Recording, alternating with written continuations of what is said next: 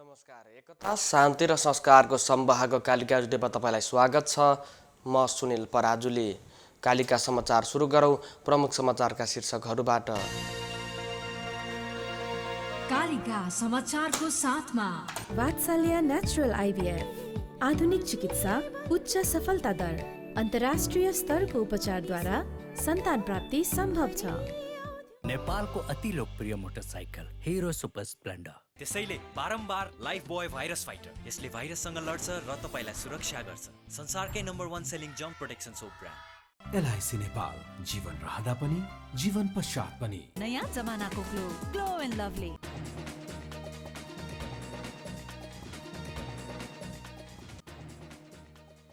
सरकारले अगाडि सारेका अध्यादेश निष्क्रिय हुने सम्भावना। अध्यादेश निष्क्रिय तत्काल संसद बोलाउनु पर्ने सम्भावना बढ्यो। पछिल्लो 24 घण्टामा कोरोना संक्रमण पुष्टि हुने भन्दा संक्रमण मुक्त हुनेको संख्या बढी। निषेधाज्ञा थप, खुकुलो बनाउने उपत्यका सिडिओहरूको तयारी। खाद्यान्न अभावको कारण श्रीलङ्कामा आपतकाल घोषणा। आपूर्तिमा समन्वय गर्न सेना परिचालन। र पोर्चुगलका स्ट्राइकर रोनाल्डो 2 वर्षको लागि म्यान्चेस्टर युनाइटेडमा अनुबन्धन।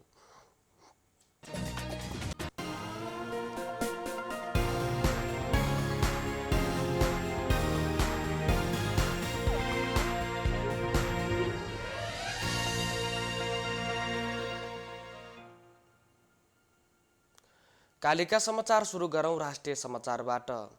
सरकारको ध्यान मन्त्री परिषद विस्तार र अन्य राजनीतिक मुद्दामा अलमलिँदा सरकारले नै अगाडि सारेका अध्यादेश निष्क्रिय हुने सम्भावना बढेको छ। बजेट सम्बन्धी अध्यादेश के गर्ने भन्ने विषयले तत्काल निष्कर्ष नपाउँदा सरकारलाई अध्यादेश बचाउन अध्यादेश ल्याउनु पर्ने देखिन्छ। संविधानको धारा 72 को उपधारा 5 अनुसारको सरकार निर्माणमा दलहरूबीचको किचलोलाई सर्वोच्च अदालतको फर्मादेशले किनारा लगाएर पुनर्स्थापित भएको प्रतिनिधि सभा झण्डै कामविहीन भएर अन्त्य भयो। गएको साउन 3 गते बोलाइएको बैठकमा प्रधानमन्त्री शेरबहादुर देउवाले विश्वासको मत लिने र अध्यादेश टेबल गर्ने बाहेक उल्लेख्य काम हुन सकेन। अहिले संसदमा टेबल भएका अध्यादेश के गर्ने भन्ने सर्वत्र चासो छ। कतै प्रतिस्थापन विधेयक नआउँदा अध्यादेश निष्क्रिय हुने हो कि भन्ने आशा पनि छ। संसद सचिवालयका सहायक प्रवक्ता दशरथ धमलाले सरकारले जारी गरेको अध्यादेशहरूलाई लागू गराउन संसद प्रतिस्थापन विधेयक आवश्यक रहेको बताउनु भएको छ। सहायक धमलाले सरकारले जारी गरेको अध्यादेशहरूलाई लागू गराउन अधिवेशन आह्वान नगरे पुनः अध्यादेश नै ल्याएर अघि बढ्नुको विकल्प नरहेको बताउनु भएको छ। पार्टीले लिने मन्त्रालयबारे छिट्टो टुङ्गो लगाउन भन्दै सत्तारूढ दलकै नेताहरूले प्रधानमन्त्री शेरबहादुर देउवालाई दबाब दिएका छन्। सत्तारूढ दल काङ्ग्रेसका वरिष्ठ नेता रामचन्द्र पौडेल पक्षले पार्टीले लिने मन्त्रालयबारे छिटो टुङ्गो लगाउन प्रधानमन्त्री देउवालाई दबाब दिएको हो। गठबन्धन दलका शीर्ष तहमा मन्त्रालय बाँडफाँडबारे छलफल भइरहेको बेला पौडेल पक्षले पनि पार्टीले लिने मन्त्रालयको छिटो टुङ्गो लगाउन दबाब दिने निर्णय गरेको हो। वरिष्ठ नेता पौडेलको निवास बोहराटारमा बसेको पौडेल पक्षको बैठकले प्रधानमन्त्री आफू पक्षलाई दिने मन्त्रालयबारे कुनै छलफल नगरेको भन्दै असन्तुष्टि व्यक्त गर्नुभएको छ। आफूहरूसँग पनि छलफल गर्नुपर्नेमा बैठकले जोड दिएको नेता अर्जुन नरसिंह केसीले जानकारी दिनुभएको छ। पौडेल पक्षको बैठकले आफ्नो पक्षबाट जातीय क्षेत्रीय सन्तुलन मिलाएर सरकारमा पठाउने निर्णय पनि गरेको छ। पौडेल पक्षभित्र 14औं महाधिवेशनमा वरिष्ठ नेता पौडेल, महामन्त्री डाक्टर शशाङ्क कोइराला, नेताद्वय प्रकाशमान सिंह र डाक्टर शेखर कोइराला सभापतिको आकाङ्क्षी हुनुहुन्छ। नेताहरूले आगामी महाधिवेशनमा सहमतिको आधारमा उम्मेदवारी दिने प्रतिबद्धता जनाएको नेता केसीले जानकारी दिनुभएको छ। बागमती प्रदेश सभाका 12 सदस्यले एमाले छाडेर माधव कुमार नेपाल नेतृत्वको नेकपा एकीकृत समाजवादी पार्टी रोजेका छन्। 12 जना प्रदेश सभा सदस्यले मङ्गलबार प्रदेश निर्वाचन कार्यालय हेटौडामा पुगेर एकीकृत समाजवादीको नाममा शनाखत गरेको भक्तपुरका प्रदेश सभा सदस्य राजेन्द्रमान श्रेष्ठले जानकारी दिनुभएको छ। निर्वाचन आयोगले यही भदौ 22 गतेसम्म दल रोज्न पाउने निर्णय गरेको छ। बागमतीमा 12 जना एमालेका सदस्य एकीकृत समाजवादीमा लागेसँगै मुख्यमन्त्री अष्टलक्ष्मी साके अल्पमतमा पर्नु भएको छ। उहाँले अब 1 महिनाभित्र विश्वासको मत लिनुपर्नेछ। यसैबीच सुदूरपश्चिम प्रदेशमा नेकपा एमालेका 10 जना सांसदले नेकपा एकीकृत समाजवादी दल रोजेका छन्। 10 जनाले मङ्गलबार निर्वाचन आयोगको प्रादेशिक कार्यालयमा गएर शनाखत गरेको र 3 जनाले आजको कार्यालय समय सकिएका कारण शनाखत गर्न नपाएको प्रदेश सभा सदस्य दुर्गा कुमारी कामीले जानकारी दिनुभएको छ। 3 जना कञ्चनपुरबाट आउने क्रममा 4:30 बजी सकेकोले उनीहरूले बुधबार शनाखत गर्ने कामीले बताउनु भएको छ। सुदूरपश्चिममा एमालेका सभामुख बाहेक 24 जना सांसद रहेकोमा 13 जना एकीकृत समाजवादीमा प्रवेश गरेपछि माधव नेपाल पक्ष बहुमतमा पुग्ने भएको छ। नेकपा माओवादी केन्द्रको युवा संगठन वाइसिएल नेपालले 231 सदस्यीय केन्द्रीय समिति चयन गरेको छ। विवादका कारण पदाधिकारी चयन गर्न नसकेको वाइसिएल नेपालले मङ्गलबार सम्पन्न राष्ट्रिय भेलाले 231 सदस्यीय केन्द्रीय समिति चयन गरेको हो। भेलाले अध्यक्षसहितका पदाधिकारीहरूको चयन गर्ने जिम्मेवारी भने नयाँ केन्द्रीय समितिलाई नै दिएको छ। त्यही अनुसार केन्द्रीय समितिका सदस्यहरू चयन गरिएको वाइसिएलका इन्चार्ज रामप्रसाद सापकोटा दीप शिखाले जानकारी दिनुभएको छ। नयाँ केन्द्रीय समितिमा 23 जना भनेपछि मनोनित हुनेछन्। इन्चार्ज दीप शिखाका अनुसार वाइसिएलको विधानमा 10% सदस्य पछि मनोनित गर्ने व्यवस्था गरिएकोले 231 मध्ये 23 जना पछि मनोनित हुनेछन्। गएको शनिबारदेखि सुरु भएको वाइसिएलको राष्ट्रिय भेलामा अध्यक्ष पदको लागि सुबोध शेर्पाली, सुमन देवकोटा र यशोदा नेउपानेले दाबी गर्नुभएको थियो। तर सहमति जुटाउन नसकेपछि केन्द्रीय समितिले नै पदाधिकारी चयन गर्ने गरी नयाँ केन्द्रीय कार्य समिति राष्ट्रिय भेलाले चयन गरेको हो। पछिल्लो 24 घण्टामा कोरोना संक्रमण पुष्टि हुने भन्दा संक्रमण मुक्त हुनेको सङ्ख्या बढी भएको छ। यसअघि गएको शुक्रबार, शनिबार, आइतबार पनि थपिने भन्दा संक्रमण निको हुनेको सङ्ख्या धेरै थियो। पछिल्लो 24 घण्टामा 1786 जना निको भएका छन्। अहिलेसम्म नेपालमा कोरोना संक्रमण मुक्त हुनेको सङ्ख्या 7,16,306 पुगेको छ। यस्तै थप 1,664 जना नयाँ सङ्क्रमित थपिएका छन्। पिसिआर र एन्टिजेन गरी 12,222 जनाको नमुना परीक्षण गर्दा 1,664 जनामा सङ्क्रमण देखिएको स्वास्थ्य तथा जनसङ्ख्या मन्त्रालयले जनाएको छ। 24 घण्टामा नमुना परीक्षण गरिएका मध्ये 13.61% सङ्क्रमण देखिएको छ। अहिलेसम्म नेपालमा 8,46,152 जनामा सङ्क्रमण पुष्टि भएको छ। यस्तै यही अवधिमा थप 20 जनाको कोरोना सङ्क्रमणका कारण ज्यान गएसँगै कोरोनाबाट ज्यान गुमाउनेको सङ्ख्या 10,750 पुगेको छ। कोभिड सङ्क्रमण दर घटेसँगै उपत्यकामा जारी निषेधाज्ञा थप खुकुलो हुने भएको छ।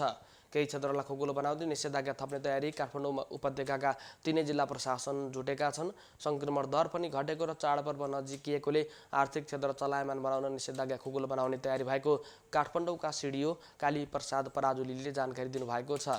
भोलि बस्ने उपत्यकाको 3 सिडिओको संयुक्त बैठकले निषेधाज्ञा थप खुकुलो तुल्याउँदै नयाँ आदेशहरू जारी गर्नेछन्। तर सिनेमाघर, पार्टी प्यालेस, मठ मन्दिर चाहिँ बन्दै रहने ललितपुरका सिडिओ ढुण्डी प्रसाद निरौलाले बताउनु भएको छ।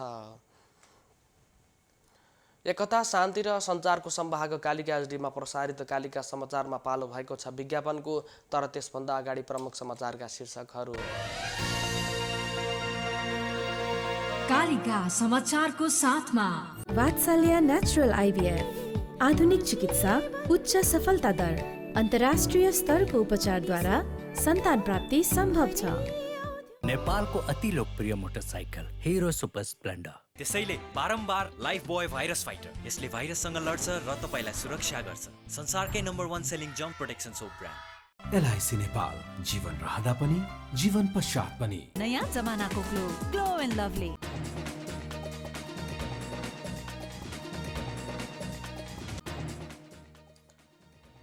सरकारले अगाडि सारेका अध्यादेश निष्क्रिय हुने सम्भावना। मन्त्री परिषद विस्तारको लागि सत्तारूढ गठबन्धनबाटै सरकारलाई दबाब। पछिल्लो 24 घण्टामा कोरोना संक्रमण पुष्टि हुने भन्दा संक्रमण मुक्त हुनेको सङ्ख्या बढियो। निषेधाज्ञा थप खुकुलो बनाउने उपत्यकाका सिडिओहरूको तयारी। खाद्यान्न अभावको कारण श्रीलङ्कामा आपतकाल घोषणा, आपूर्तिमा समन्वय गर्न सेना परिचालन।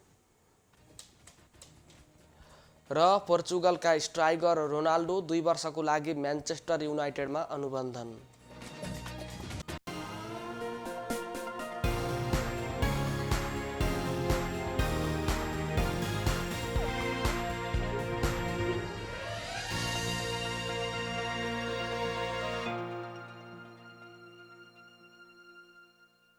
फेयर एन्ड लभलीको नयाँ नाम अब ग्लो एन्ड लभली।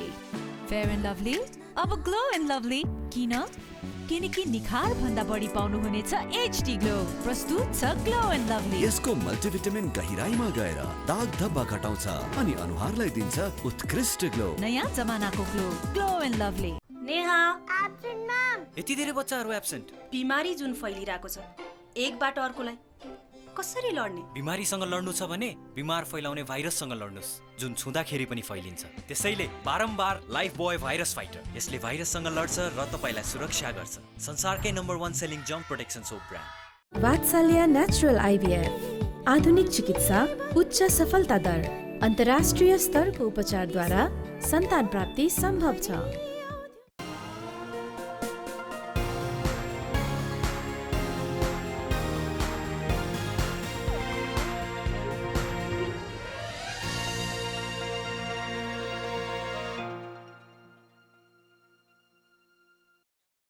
समाचारमा पुनः स्वागत छ।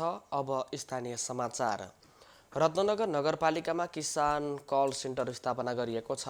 तरकारी तथा फलफुल मूल्य श्रृङ्खला विकास आयोजनाको आर्थिक तथा प्राविधिक सहयोगमा मङ्गलबार किसान कल सेन्टरको स्थापना गरिएको हो। रत्नगर नगरपालिकाका किसानलाई लक्षित गर्दै सञ्चालनमा ल्याएको किसान कल सेन्टरको फलफुल तथा तरकारी मूल्य श्रृङ्खला विकास आयोजनाका निर्देशक चिरञ्जीवी अधिकारी र मेयर नारायण वनले संयुक्त रूपमा उद्घाटन गर्नुभएको थियो। किसान कल सेन्टरको उद्घाटन गर्दै निर्देशक अधिकारीले कुनै पनि कृषि सम्बन्धी समस्या आए निर्धक्क फोन गर्न किसानलाई आग्रह गर्नुभएको छ। उहाँले किसानहरूको समस्या विज्ञहरू समक्ष पुर्याउनको लागि कल सेन्टरले महत्त्वपूर्ण भूमिका खेल्ने बताउनु भएको छ।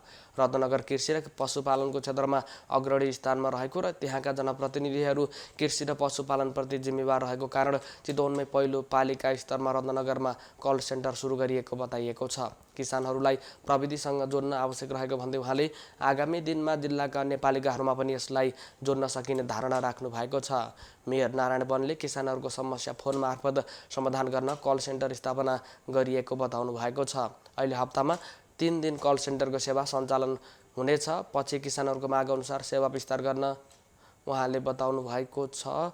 किसानहरूलाई पर्ने समस्या र समाधानको लागि पैसा नलाग्ने टोल फ्री नम्बर 1660 565 1011 मा फोन गर्न सक्ने व्यवस्था गरिएको छ। कल सेन्टर सञ्चालनको लागि नगरपालिकाले कृषि र पशुपालनका प्राविधिक राखेको छ।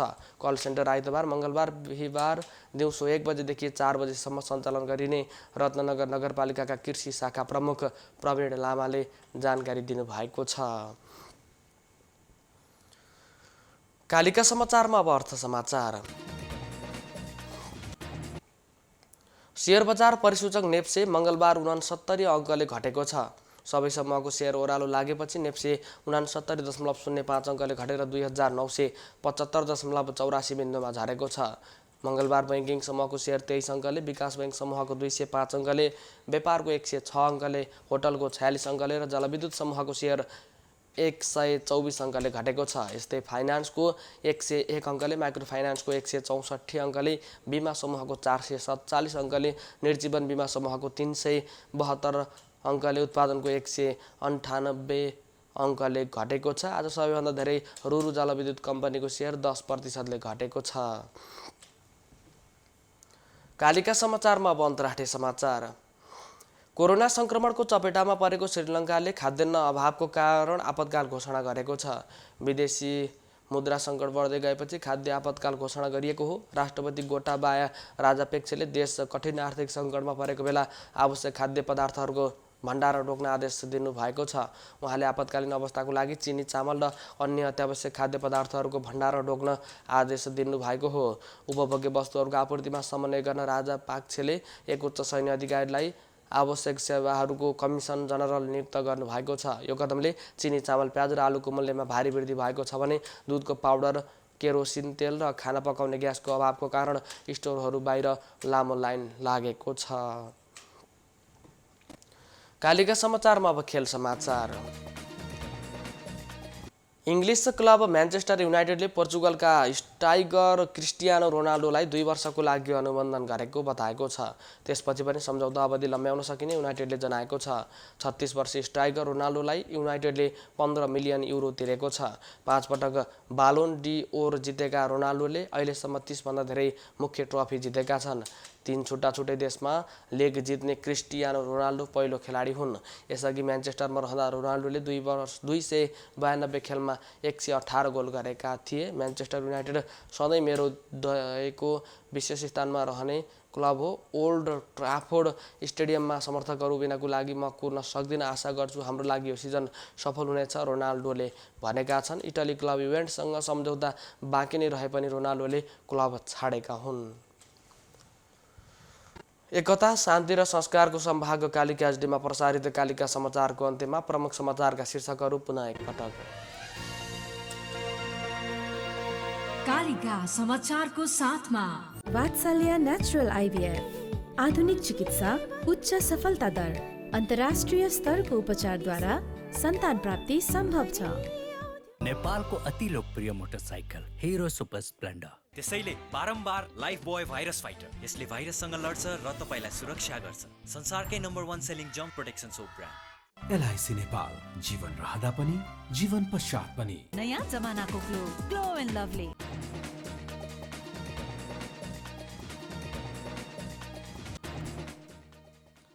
सरकारले अगाडि सारेका अध्यादेश निष्क्रिय हुने सम्भावना, मन्त्री परिषद विस्तारको लागि सत्तारूढ दलबाटै दबाव।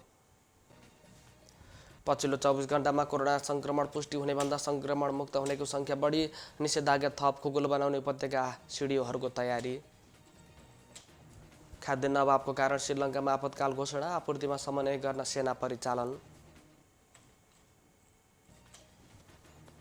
र पोर्चुगलका स्ट्राइकर रोनाल्डो 2 वर्षको लागि म्यान्चेस्टर युनाइटेडमा अनुबन्धन।